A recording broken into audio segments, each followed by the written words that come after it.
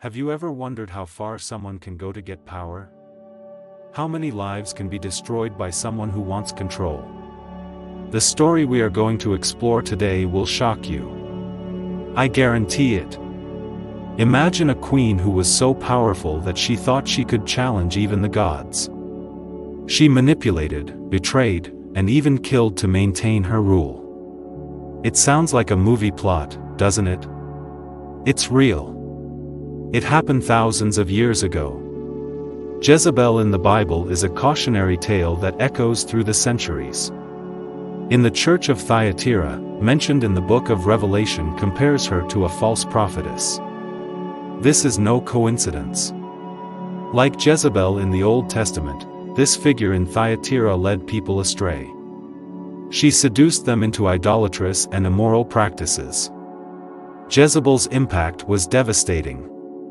She was a corrupting force who used her position of power to manipulate and control.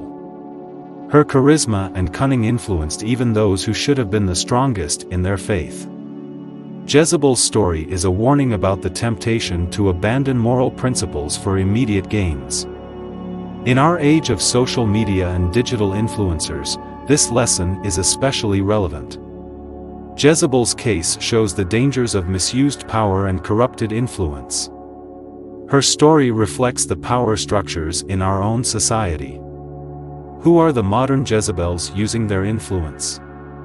Jezebel's story shows us that our actions have consequences. It shows us that the quest for power can lead to destruction. It also shows us that we must resist negative influences. There were people who stood firm in their convictions, even in the face of pressure and persecution. These figures of resistance are as crucial to the story.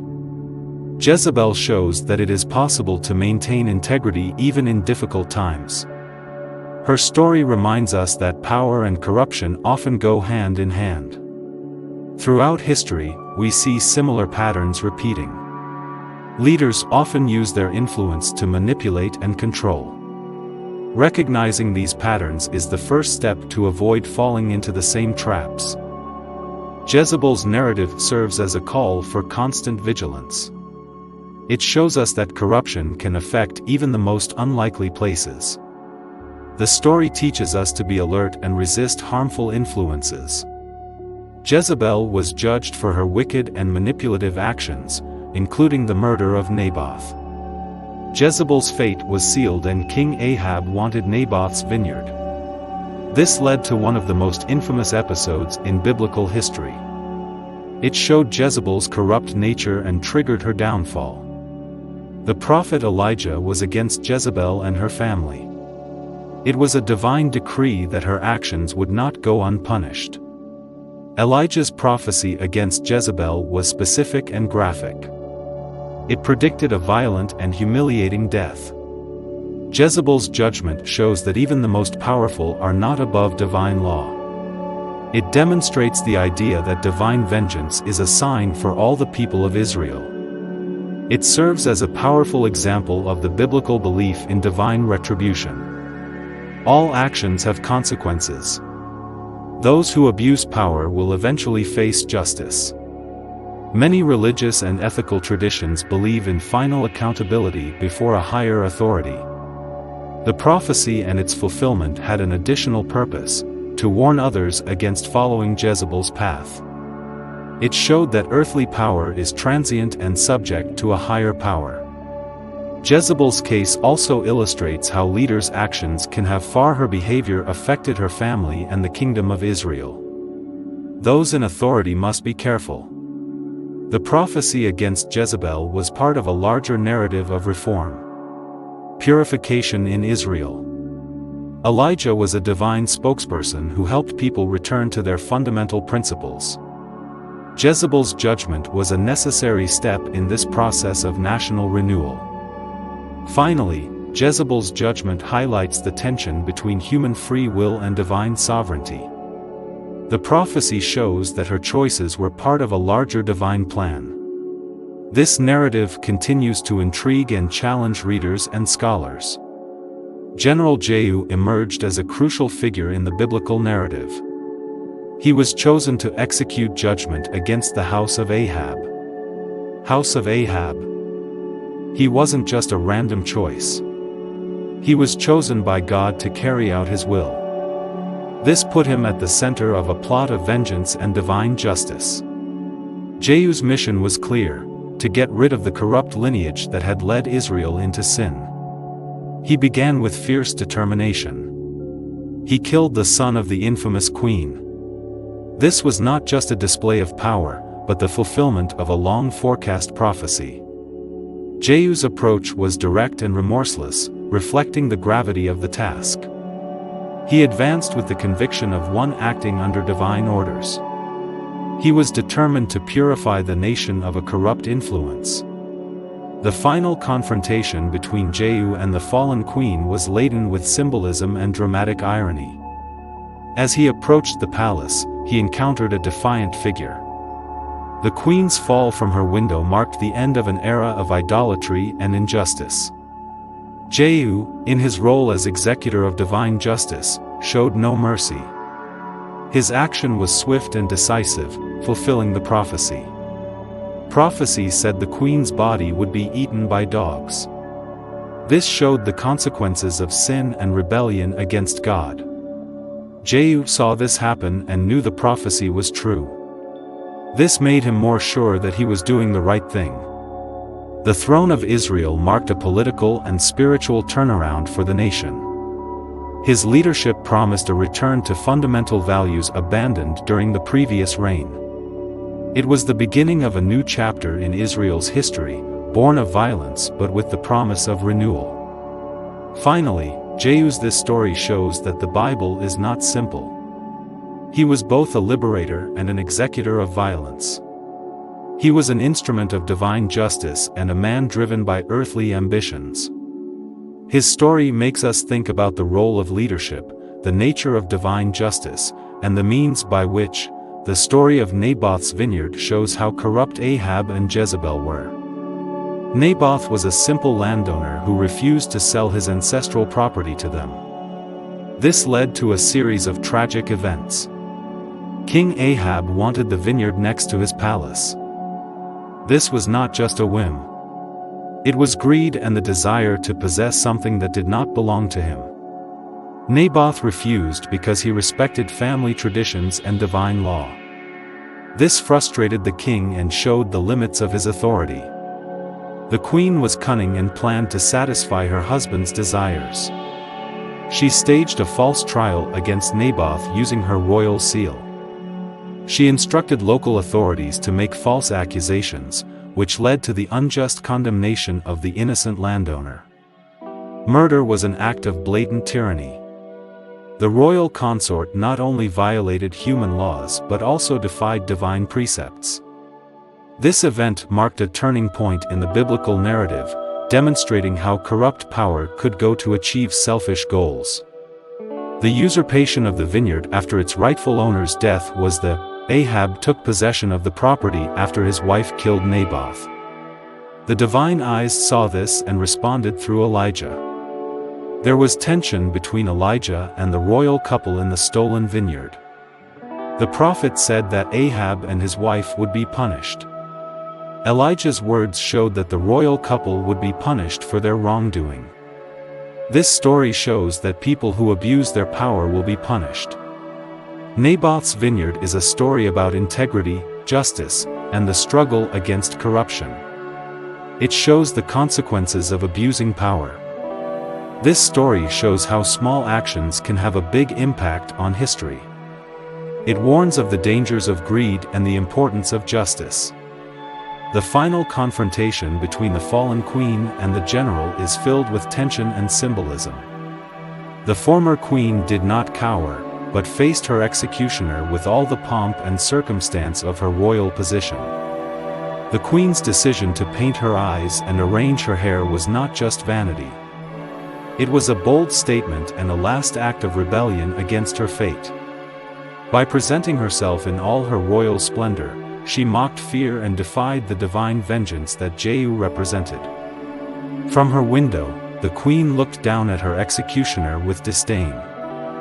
Her posture was that of someone who refused to bow or show weakness.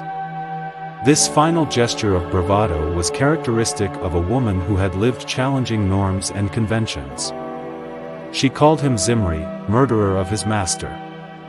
She compared him to a past usurper, questioning his legitimacy and authority. This verbal confrontation between the queen and the general represented the clash between two worldviews. She was the one who killed the God of Israel's prophet. The queen was brave to die like this. She did not show any regret or fear. This did not change what was going to happen. The queen's courage just showed that what was going to happen was going to happen.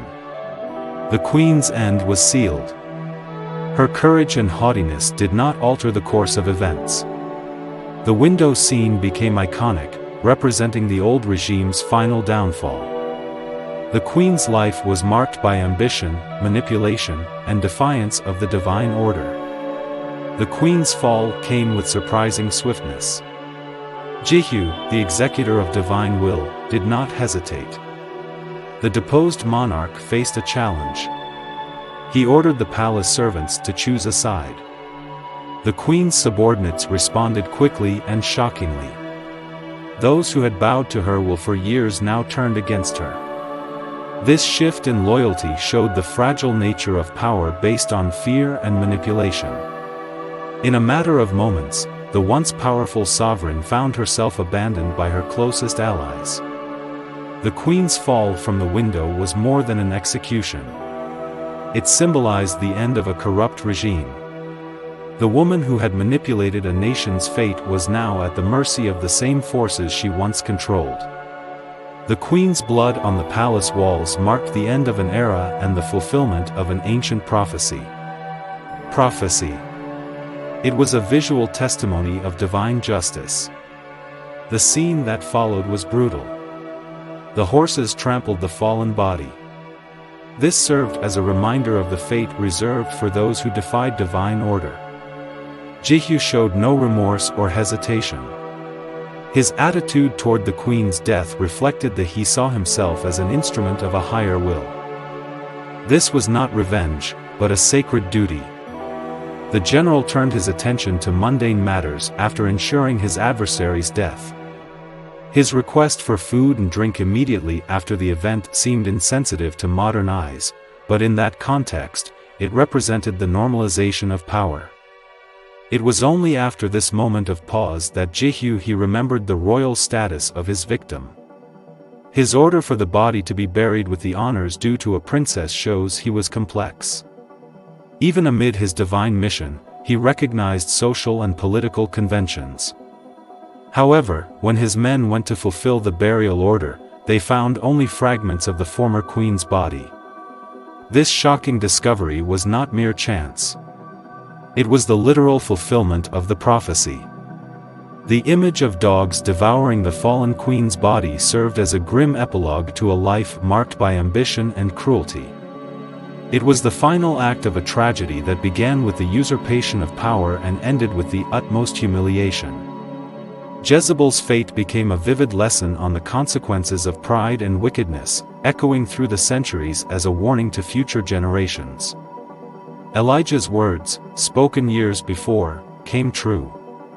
Dogs ate Jezebel and Jezreel. This showed that the prophet was right. The discovery of only the queen's skull, feet, and hands was not a coincidence. It was the exact realization of the prophetic words. This fulfilled the prophecy. It reinforced the belief in divine intervention. The former sovereign's death carried deep symbolism. The body was devoured. Dogs, considered impure in Hebrew culture, represented total rejection. Even in death, Jezebel was excluded from the community. This form of divine justice served as a reminder of the consequences of sin. Jezebel's story teaches us about the dangers of pride, idolatry, and the abuse of power. Her fate warns us that power can corrupt and destroy. Not only the holder, but an entire nation is affected. The Queen's story shows the dangers of unethical leadership. One lesson is that human arrogance is futile in the face of divine decrees. Jezebel seemed invincible in her power. She ended up powerless before the final judgment. Her fall reminds us that all earthly authority is temporary. The swiftness with which Jezebel's former allies abandoned her shows that alliances based on fear and intimidation are not strong. This aspect of the story teaches us not to build relationships and power systems based on fear and manipulation. It also shows us that we should be patient and have faith in divine justice. God's timing is not always the same as ours. This gives us comfort when we are facing injustices. It shows us that good will win in the end. Jezebel's story teaches us to be honest and moral. It shows us that our choices can affect others. This biblical narrative is still relevant today. It offers insights into power, corruption, and the consequences of our actions. It invites us to reflect on our own values and choices. It reminds us of the importance of living with integrity and in harmony with higher ethical principles. Jezebel's narrative offers moral lessons that resonate deeply in our contemporary society. Her story serves as a mirror, reflecting the complexities of power, ambition, and corruption that still affect our society. One of the most striking lessons from this story is the danger of abusing power. Jezebel abused her authority and distorted laws and people for her own benefit. This behavior finds parallels in modern leaders who distort systems for their own benefit. It shows us the importance of checks and balances in any government structure. The Queen's fall also illustrates how arrogance and belief in one's own superiority can lead to ruin. Those in power can be blind to danger if they think they are invulnerable. Jezebel was arrogant and led others astray. She promoted idolatry and immoral practices, which corrupted her own life and had a devastating impact on the entire nation.